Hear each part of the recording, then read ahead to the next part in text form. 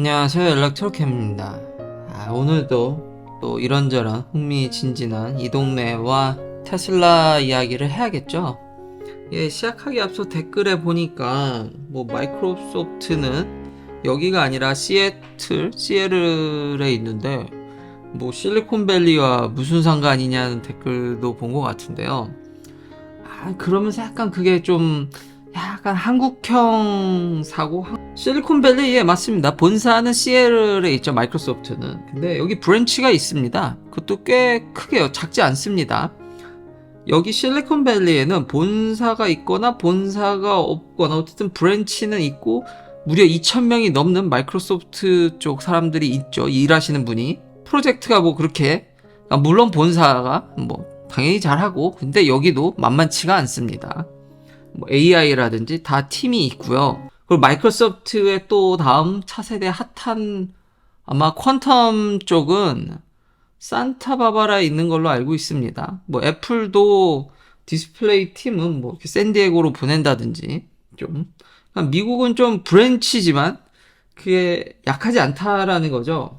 근데 한국은 아무래도 뭔가 이렇게 일하면 본사가 다 많은 인원과 이렇게 핵심 역량인 듯 이제 보여지는 면이 있어서. 근데 미국은 당연히 본사도 좋지만 브랜치도 특히 이 동네는 만만치가 않다라는 거죠. 그리고 올타임 하이를 찍으면 여기 상당수 적지 않은 인원이 브랜치에서도 일하시는데 그것도 연봉이 낮은 게 아니라 높게. 그러니 이 와중에 집을 사시는 분도 있어서 그런 얘기를 했습니다.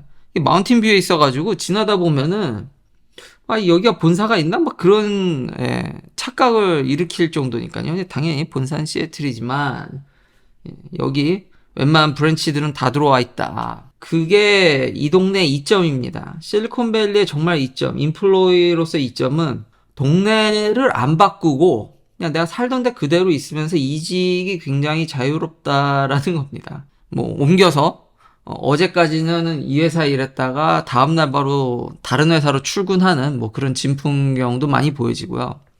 미국의 그리고 이런 통계를 보면은 임금 인상률이 이직을 해야 올라가는 구조입니다. 잡은 물고기한테는 밥을 잘 안 주는.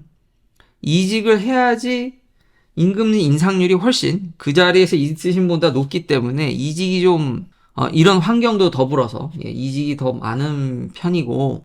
그리고 미국에서 이게 얼마나 큰 이점이냐면 동네를 바꾸는 게 이제 저도 아이가 커가면서 이게 쉽지 않다라는 걸 뼈저리게 느낍니다.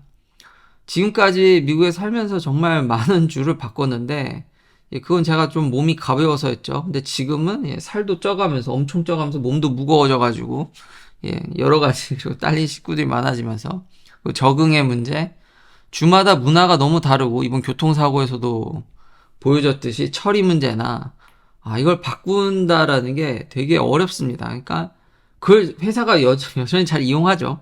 근데 여기서는 여러 회사들이 다 있기 때문에 자기의 거주지를 안 바꾸고 회사를 옮길 수 있다라는 건 정말 크나큰 장점이고, 그래서 인플로이들한테는 이게 이 실리콘밸리의 독특한, 아직까지도 다른 쪽에서 많이 그걸 쫓아오려고 하지만 여기만큼 그렇게 회사가 많지 않기 때문에 아직까지는 이게 실리콘밸리의 장점이고, 한번 들어오면은 개발자들이나 연구 쪽에 계신 분들은 이게 나가기가 힘든 구조라고 할 수 있겠습니다. 그 이점이 워낙 커서. 그리고 그 외에 아시아인들한테 좀 친화적인 그것도 크죠. 다른 주는 여전히 좀 이제 올라가다 보면은 좀 그런 차별이라든지 미국에 어느 정도 이렇게 존재를 하는데 여기는 그런 걸 찾아보기 힘드니까요. 그래서 더 나가서 약간 정치적인 얘기도 하면 여기서 완전 민주당 원사이드인데도 보면은 좀 일론 머스크도 얘기했지만 한 정당이 너무 독점하면 문제가 많거든요.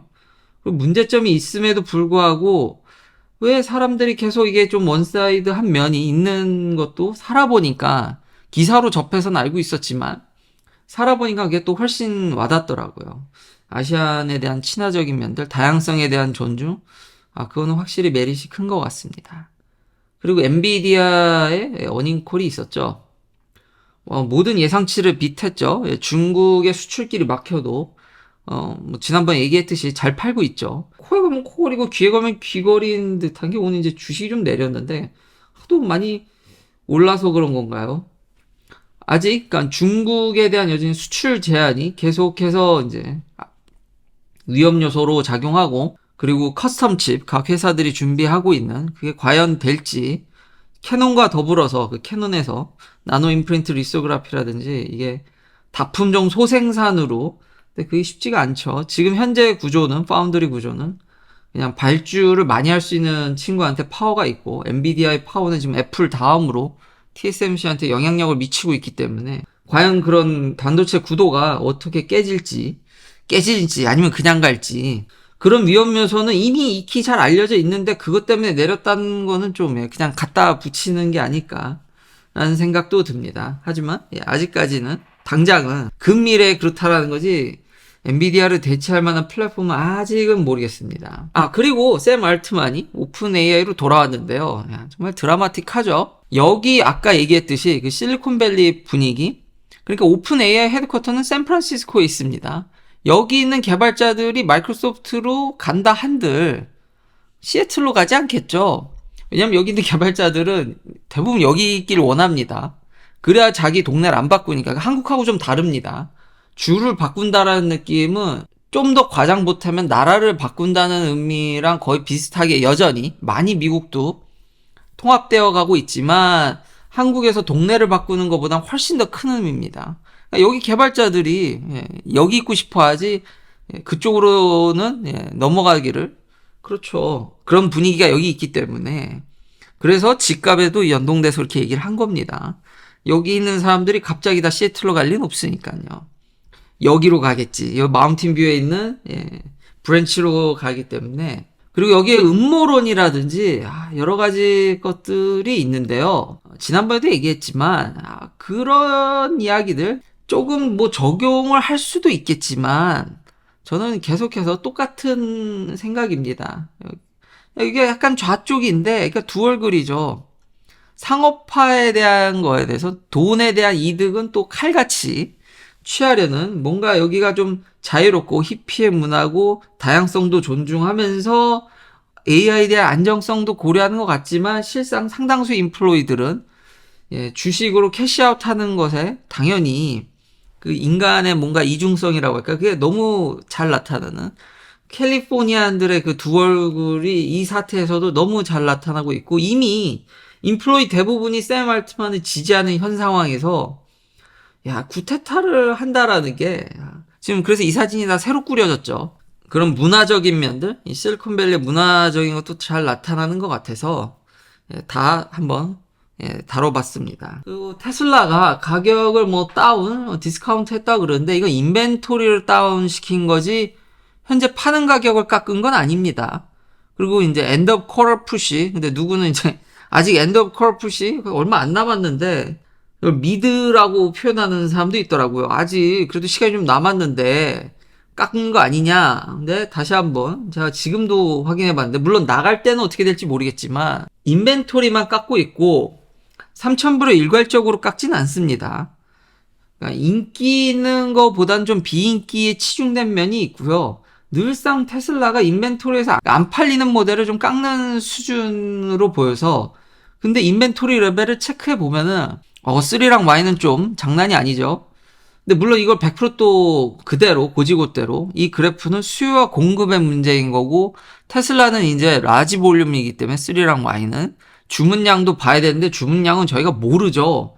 그래서 변수가 있기 때문에 참고만. 근데 3랑 Y의 재고량이 올라가고 있죠. 그렇다고 해서 모든 인벤토리를 깎는 건 아닙니다. 좀 이제 만들어 놓고 오래된 것들은 깎는 편이죠. 거기다가 6개월 슈퍼차징, 이 언리미티드 슈퍼차징입니다. 기간 한정. 그래서 제 리퍼럴 코드를 써주시면 너무 감사하겠습니다. 연말에 로드트립을 한번 가는 것도 나쁘지 않은 것 같습니다. 저도 하려고 했었는데 일이 너무 많고 건강상, 그리고 다들 감기 조심하셨으면 좋겠습니다. 제 딸도 감기 때문에 일단 조용히 보내는 것으로 다들 감기 조심하셨으면 좋겠고요. 그리고 블랙 프라이데이, 미국은 그런 걸로 유명하죠.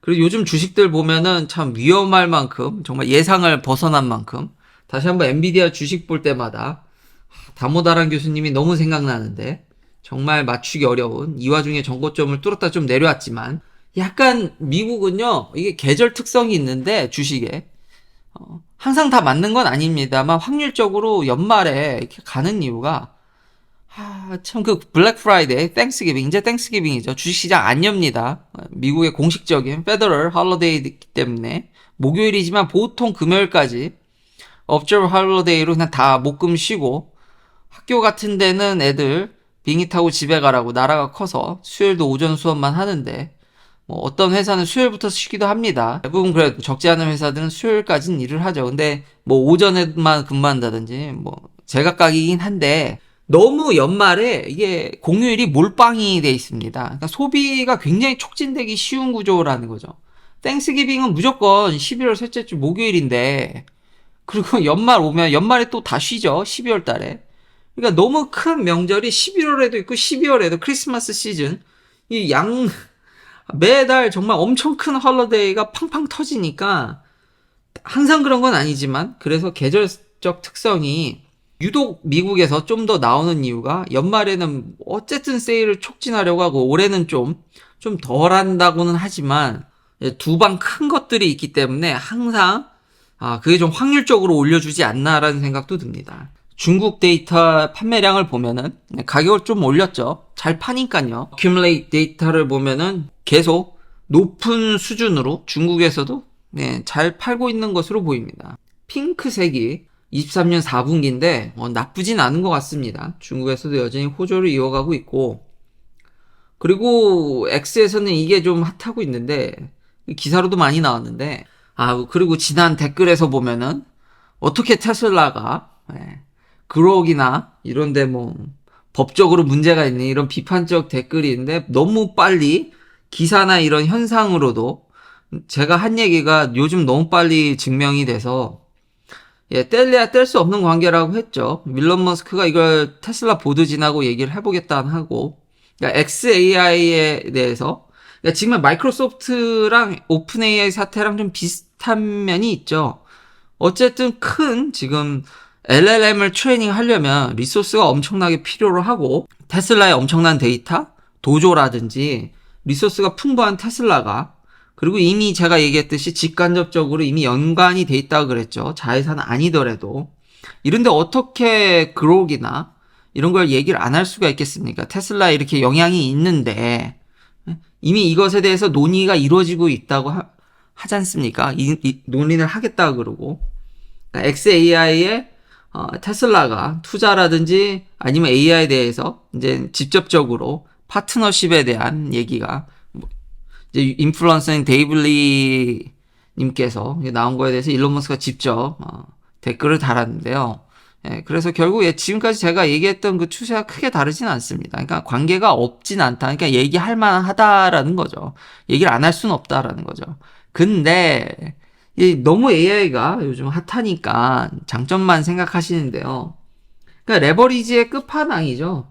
사실 안 좋게 얘기하면은 만약에 이제 안 풀리고 이러면 이제 극단적 케이스가 트위터를 인수하는 걸로 피가 철철 흐르면서 테슬라 주식에 안 좋은 영향을 잠시 엄청 크게 때렸었죠. 그렇듯이 안 좋은 면도 있습니다.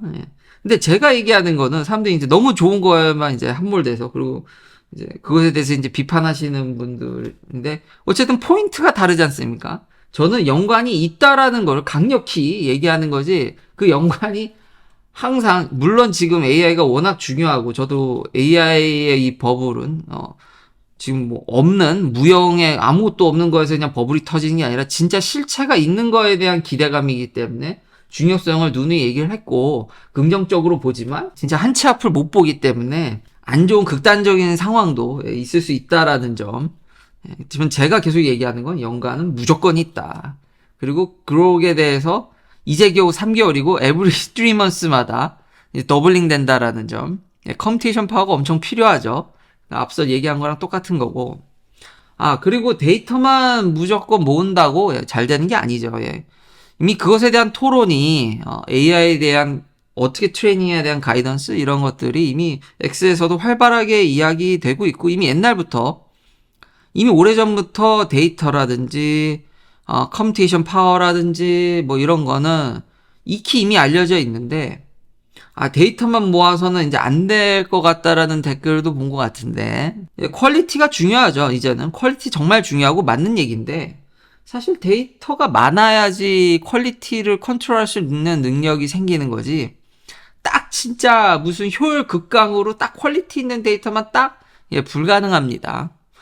많은 시도와 시행착오, 그것이 이제 데이터를 엄청 모으는 것과 같기 때문에 결국은 이 퀄리티를 컨트롤할 수 있는 것도 현재로서는 자율주행에 있어서는 딱히 뭐 테슬라 말고는 보이지가 않기 때문에요. 시도를 할 수 있는 회사도 얘밖에 없다라는 거죠. 반드시 성공한다는 건 아니지만 그래도 제가 계속 그렇게 해서 응원하는 이유가 이미 이러는 업적이 그렇죠. 양산이라든지 이런 거 다 가봐야 아는 거긴 한데 우리는 하이 리스크 하이 리턴 그러니까 리턴에 대해서 또 사람들이 관심이 많고 그리고 워낙에 테슬라는 이 히스토리가 좋지 않습니까?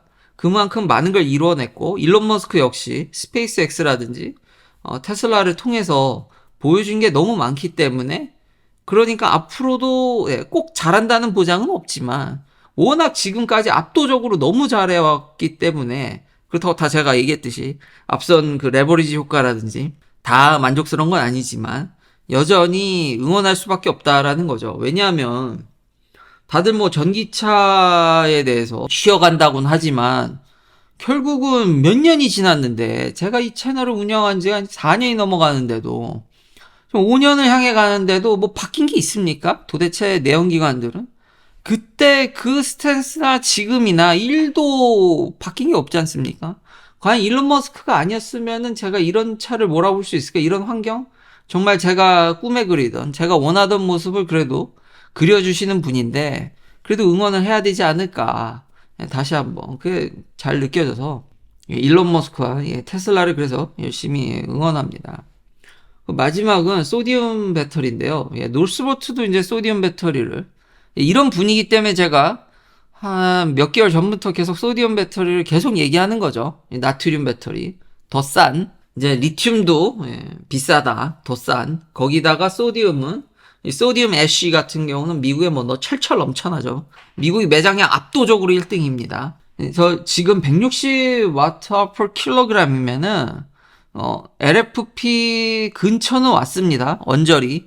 그러니까 나쁘지 않은 거죠.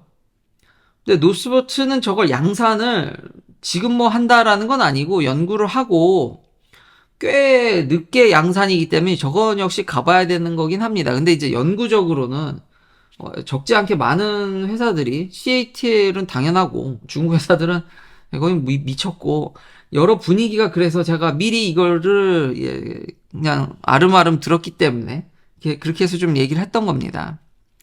근데 이제 불안정성에 대해서 또 아직 우리가 배터리에 대해서 뭐 아는 게 제가 누누이 얘기하는 거지만 아토믹 레벨로 뭘 아는 게 없기 때문에 그러니까 하나하나 대략적인 것만 알지 하나하나 기초과학적으로 아는 게 아직 월등히 부족하기 때문에 자꾸 어떤 분이 인산철 얘기하면 하이 C 레이트를 계속 얘기해서 이게 어떻게 보면 그러니까 배터리는 다각도로 분석이 된다라는 겁니다.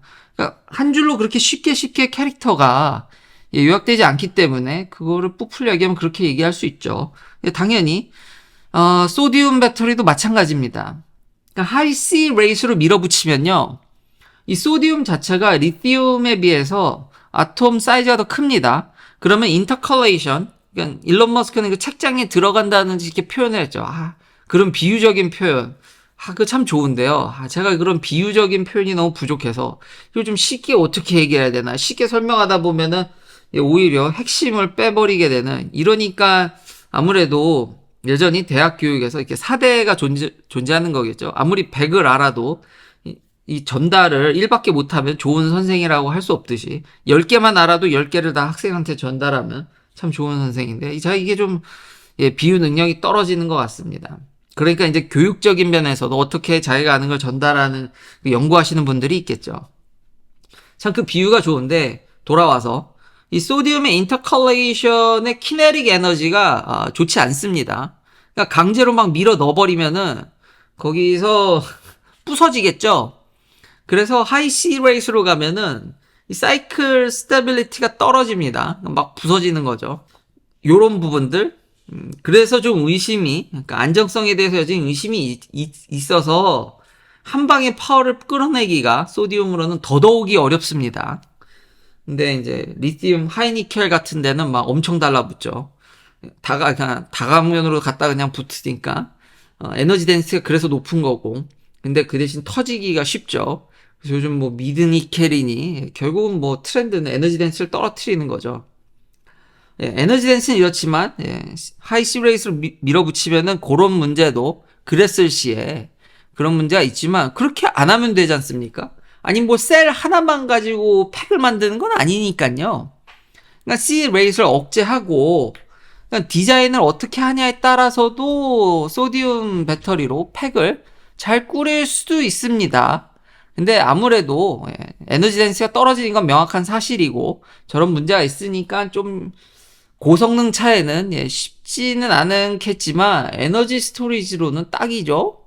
에너지 스토리지는 뭐 셀 정말 엄청나게 박아내니까요. 그리고 제자리에 서 있는 건데 굳이 거기 그 조건에 안 가면 되지 않습니까? 그러니까 소디움 배터리가 굉장히 안정적으로 활동할 수 있는 오랜 사이클 스테빌리티를 보여줄 수 있는 그 조건이 있을 겁니다.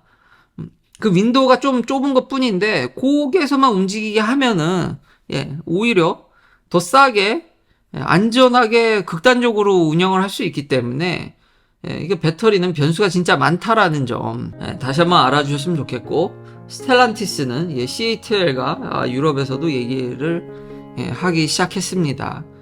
물론 이제 전기차에 대한 수요가 요즘은 조금 그렇지만 여전히 저가형 배터리에 대한 수요는 이게 식을 수가 없습니다.